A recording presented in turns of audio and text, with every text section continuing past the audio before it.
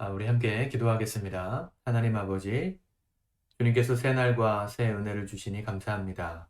오늘도 주님 부르시는 부르심을 따라 믿음의 원칙을 따라 말씀을 붙들고 살아가고자 오늘도 주 앞에 예배함으로 하루를 시작합니다. 오늘도 우리에게 기준이 되어 주시고 지혜가 되어 주셔서 주님 세우시는 삶의 자리에서 세상에 영향력을 끼치는 선한 리더들이 되게 도와주옵소서. 예수님의 이름으로 기도합니다. 아멘.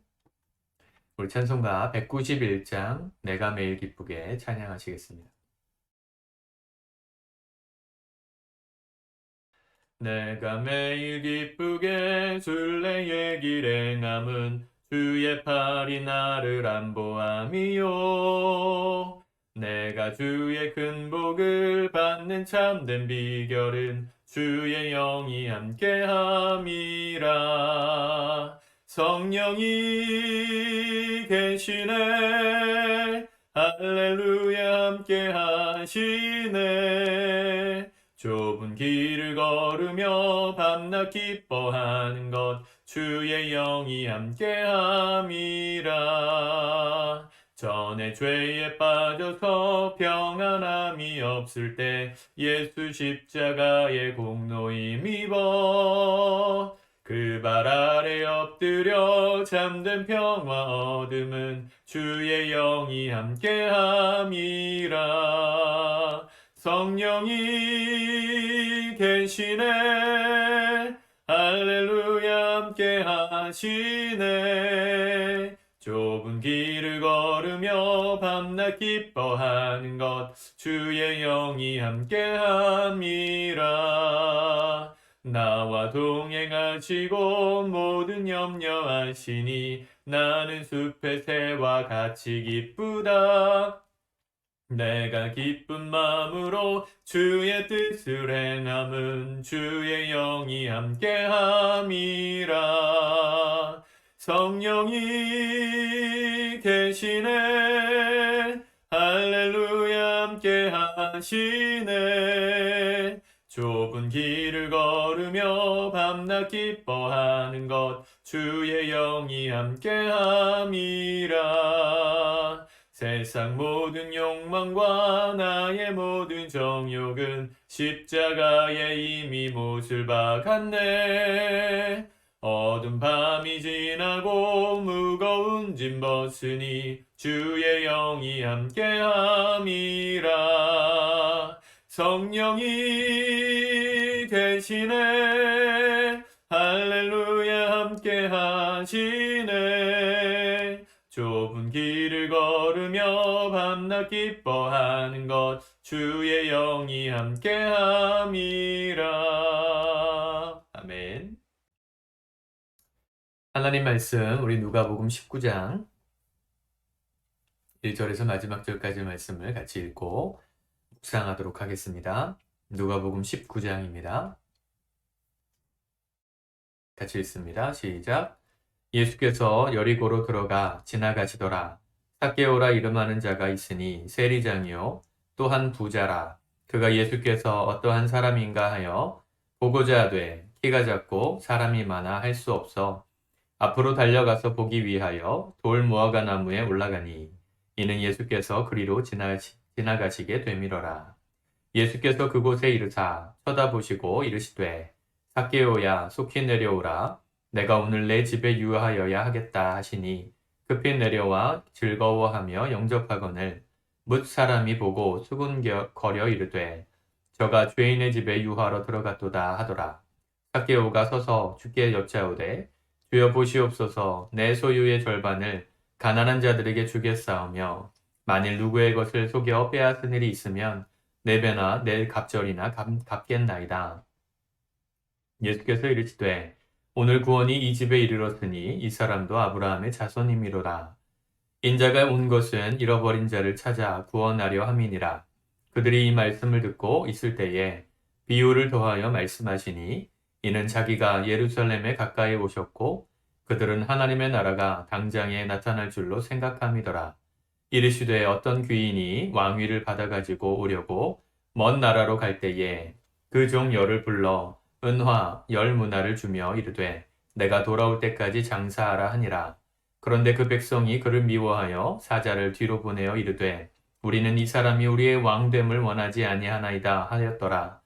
귀인이 왕위를 받아가지고 돌아와서 은화를 준 종들이 각각 어떻게 장사하였는지를 알고자 하여 그들을 부르니 그 첫째가 나와 이르되 주인이여 당신의 한 문화로 10문화를 남겼나이다. 주인이 이르되 잘하였다 착한 종이여 내가 지극히 작은 것에 충성하였으니 10고을 권세를 차지하라 하고 그 둘째가 와서 이르되 주인이여 당신의 한 문화로 5문화를 만들었나이다. 주인이 그에게도 이르되 너도 5고을을 차지하라 하고 또 한 사람이 와서 이르되 주인이여 보소서 당신의 한 문화가 여기 있나이다. 내가 수건으로 싸두었나이다. 이는 당신이 엄한 사람인 것을 내가 무서워함이라. 당신은 두지 않은 것을 취하고 심지 않은 것을 거두나이다. 주인이 이르되 악한 종아 내가 내 말로 너를 심판하노니 너는 내가 두지 않은 것을 취하고 심지 않은 것을 거두는 엄한 사람인 줄로 알았느냐? 그러면 어찌하여 내 돈을 은행에 맡기지 아니하였느냐? 그리하였으면 내가 와서 그 이자와 함께 그 돈을 찾았으리라 하고 곁에 섰는 자들에게 이르되 그 한 문화를 빼앗아 10문화 있는 자에게 주라 하니 그들이 이르되 주여 그에게 이미 10문화가 있나이다. 주인이 이르되 내가 너희에게 말하노니 무릇 있는 자는 받겠고 없는 자는 그 있는 것도 빼앗기리라. 그리고 내가 왕됨을 원하지 아니하던 저 원수들을 이리로 끌어다가 내 앞에서 죽이라 하였느니라. 예수께서 이 말씀을 하시고 예루살렘을 향하여 앞서서 가시더라. 감람원이라 불리는 산 쪽에 있는 벳바게와 베다니에 가까이 가셨을 때에 제자 중 둘을 보내시며 이르시되 너희는 맞은편 마을로 가라. 그리로 들어가면 아직 아무도 타보지 않은 나귀 새끼가 매어 있는 것을 보리니 풀어 끌고 오라. 만일 누가 너희에게 어찌하여 푸느냐 묻거든 말하기를 주가 쓰시겠다 하라 하시매 보내심을 받은 자들이 가서 그 말씀하신 대로 만난지라 나귀 새끼를 풀 때에 그 임자들이 이르되 어찌하여 나귀 새끼를 푸느냐 대답하되 주께서 쓰시겠다 하고 그것을 예수께로 끌고 와서 자기들의 겉옷을 나귀 새끼 위에 걸쳐놓고 예수를 태우니 가실 때에 그들이 자기의 겉옷을 길에 펴더라.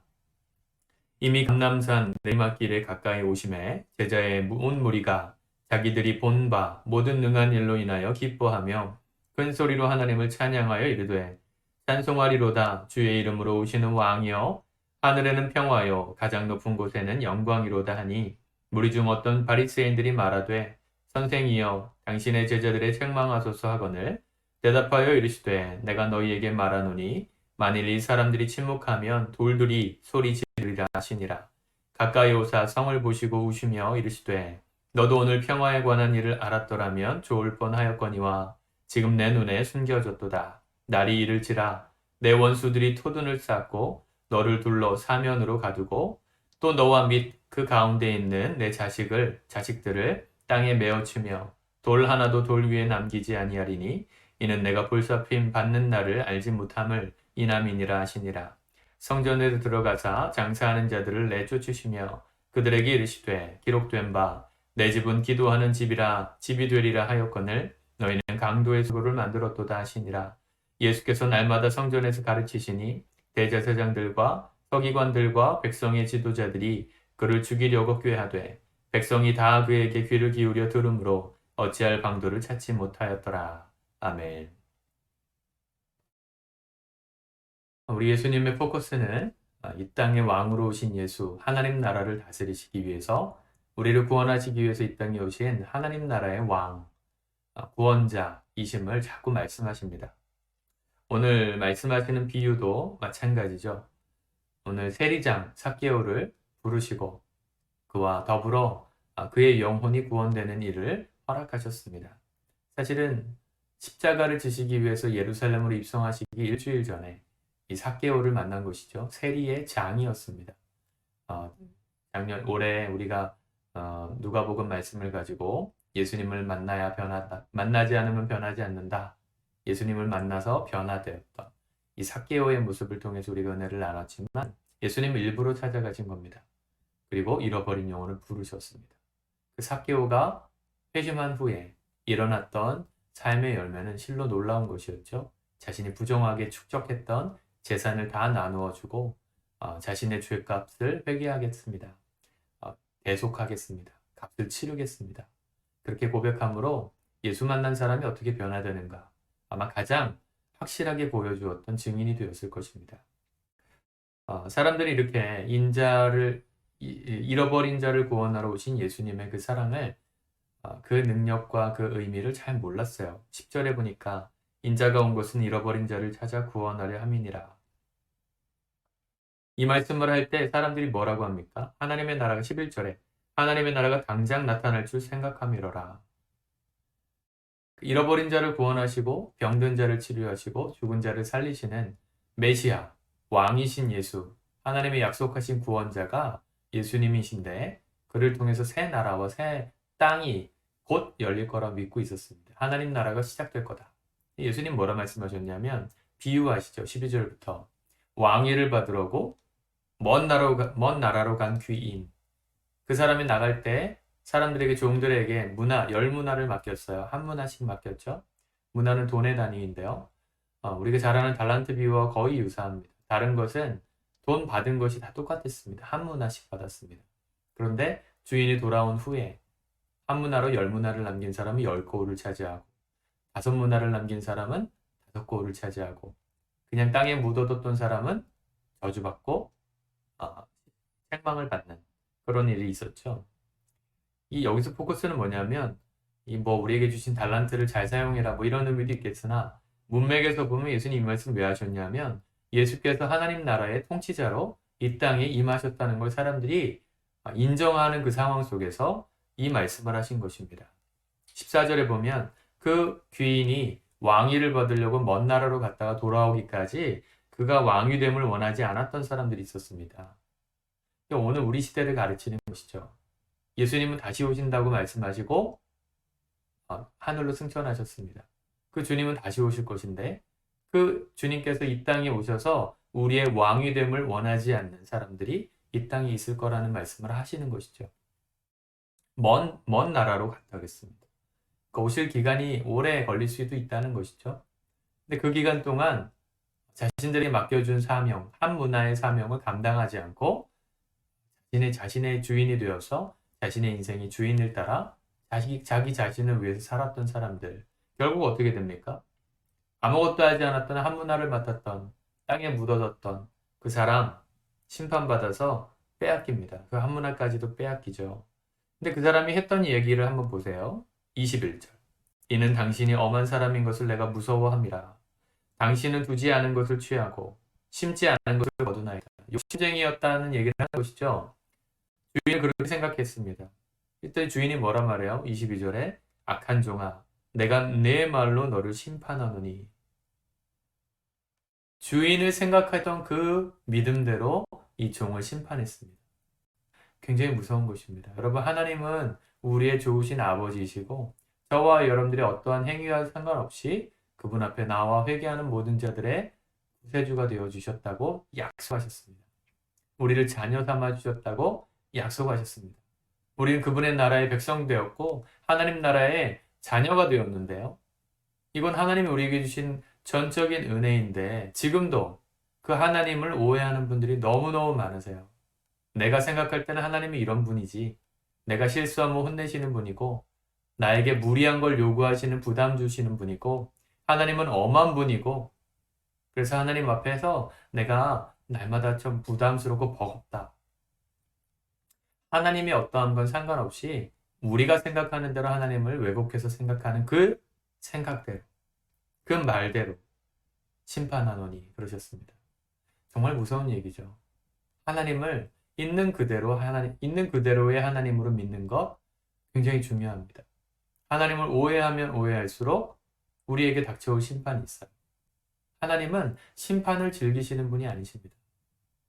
그분을 믿고 따르기를 원하시는 분이시죠. 근데 우리의 생각에 그분을 오해하면 그러면 그 말대로 심판을 받을 거라는 참 무서운 말씀이죠. 하나님 나라의 왕 대신 27절에 보니까 또 왕됨을 원하지 않던 저 원수들을 이리로 끌어다가 내 앞에서 죽이라. 그러니까 예수께서 왕이 되셔서 이 땅에 다시 오실 것인데 그것을 인정하지 않고 자기가 원하는 대로 자기의 편견대로, 왜곡된 하나님에 대한 생각대로 믿고 살았던 사람들은 어쩔 수 없이 다 심판에 들어갈 수밖에 없다는 것입니다. 그리고 나서 예수님은 예루살렘에 입성하시죠. 왕으로서 입성하시죠. 사람들이 왕으로서 예수님을 맞이합니다. 38절 찬송하리로다 주의 이름으로 오시는 왕이여 하늘에는 평화요 가장 높은 곳에는 영광이로다. 이거 어디서 보셨습니까? 예수님이 성탄절 태어나셨던 그 성탄의 아침에 천사들이 노래하면서 불렀던 고백입니다. 지극히 높은 곳에서는 하나님께 영광이요 땅에는 평화였다. 그 말을 했죠. 똑같은 얘기를 한 겁니다. 하늘의 왕이 이 땅의 왕으로 오신 것이죠. 예수님은 이 땅의 진정한 왕으로 오신 구세주이십니다. 그 구세주를 믿기만 하면 하나님의 자녀가 되고 모든 죄가 용서받고 천국에 갈 약속을 받게 됩니다. 그 하나님을 정말 그대로 믿으시길 축복합니다. 내 소견에, 나의 편견에, 내 판단에 어떠함 때문에 믿지 마시고 하나님의 말씀을 따라 믿으십시오. 하나님이 우리에게 어떤 말씀을 해주셨는가? 우리가 그분 안에 어떤 존재인가? 그걸 믿고 나아갈 때 하나님이 진정 우리를 다스리시는 왕이 되시는 것이죠. 오늘 이 말씀대로 우리가 살아갔으면 좋겠습니다. 많은 얘기를 나눌 수 있지만 우리가 나의 왕이신 예수님을 다시 한번 확증하고 그분을 있는 그대로 더 깊이 알 수 있도록 말씀 앞에 서고 날마다 말씀을 상고하고 묵상하며 그분을 더 객관적으로 명쾌하게 알아감으로 말미암아 우리의 삶에 그분이 통치하시는 통치의 영역이 더 넓어져 갈 수 있기를 확장되어 갈 수 있기를 축복합니다. 기도하겠습니다. 하나님 아버지, 우리가 주의 말씀을 따라 살기 원합니다. 우리의 편견과 오해와 왜곡된 시선으로 주를 생각하는 것이 아니라 주를 믿고 따르는 것이 아니라 말씀하신 그대로 성경에 기록된 그대로 우리를 사랑하셔서 아들까지 보내신 그 하나님의 진심 그대로 우리가 믿고 살아가는 복된 인생들 되게 도와주옵소서. 주님이 우리의 삶에 있는 모습 그대로 보여질 때 진정 주님이 우리를 통치하시는 그 놀라운 역사가 시작될 줄 믿사오니 오늘도 주님 안에 우리가 온전히 나아가는 삶이 되게 도와주시옵소서. 예수님의 이름으로 기도드립니다. 아멘. 축복합니다.